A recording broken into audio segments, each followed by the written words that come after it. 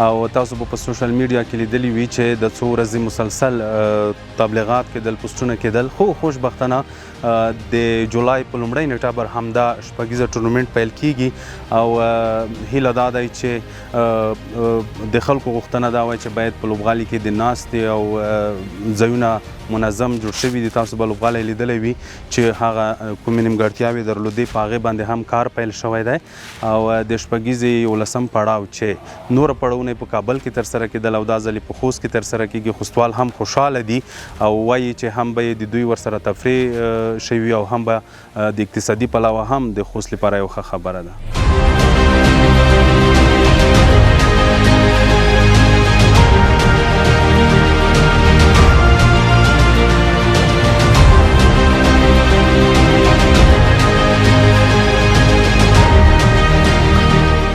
سلامونه، ستړي مه شئ په دې چې تاسو به روغ جوړ او د چراغ پروډکشن درنو لیدونکو تاسو به خبر وئ چې په خوست کې د شپږیزې 11 پړاو ترسره کیږي او دا ډېر د خوښۍ ځای دی او د خوست لپاره له هر اړخه چې وګورو او د څو ورځې کېږي مسلسل تمرینات دلته په لوبغالي کې روان دي او ترتیبات روان دي او خوشبختانه به ووایو چې په خوست کې د کرکټ د رسنیو مسؤل ښاغلی اکبر علي سمون صاحب زموږ سره شته دی. سمون صاحب ستړي مه شئ او ښه راغلاست. ډېره مننه ژوندی صاحب، تاسو ته د چراغ پروډکشن ټولو لیدونکو ته سلامونه او احترامات کور ودان. مننه ډېره زیاته سمون صاحب، ستاسو هڅې ټولو ملګرو ته معلومې دي په دې برخه کې.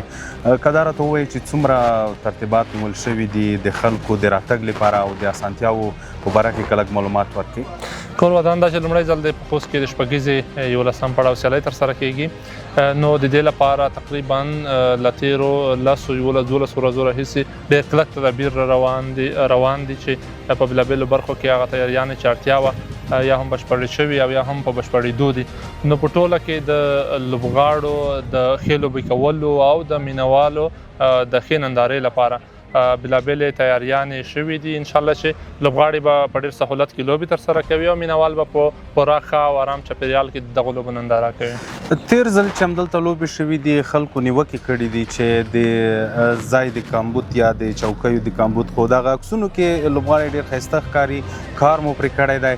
خوستوال ته څه ډاډ ورکولی شئ چې آیا د نور وخت رقم به هماغسې بېنظمي وي که په لوبغالي کې ځای زیات شوی دی، ډېر شوی دی؟ په دې برخه کې معلومات ورکړي. رښتیا هم په تېر کې مینوال په زیات تعداد راتلل چې دلته به د ځای له کمښت سره موږ مخ شولو، خو په اوس کې د نندارچیانو د ظرفیت لوړولو د ځایونو د ظرفیت لوړولو لپاره کار شوی دی. اوس کولی شي رحمت ولي مسرور کرکټ لوبغالی په زیات تعداد نندارچیان د لوبې لپاره ځای کړي.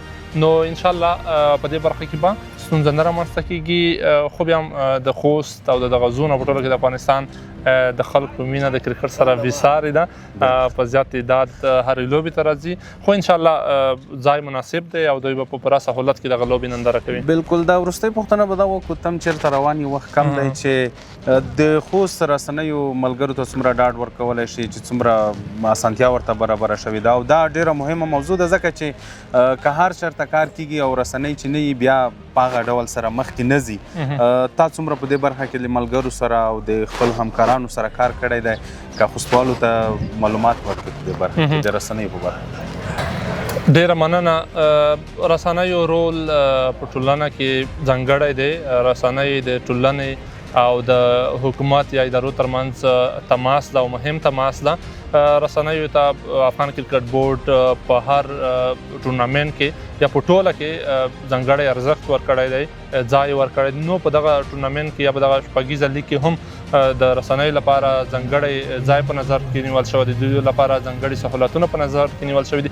په ټوله کې به دوی انشاءالله وکولی شي په ارامه ښکلې او بغیر له کوم ستونزې او تکلیف لوبو ته راستنیز پوښښ ورکړي او انشاءالله چې هغه څه چې دوی هدف لري له دغو لوبو هغې ته به په اسانۍ سره انشاءالله پکې رسوي. ډېره زیاته مننه سمون صاحب چې موږ ته د وخت راکړو او درنو لیدونکو تاسو به خبر وئ چې 11 پړاو شپږیزه په خوست کې ترسره کېږي.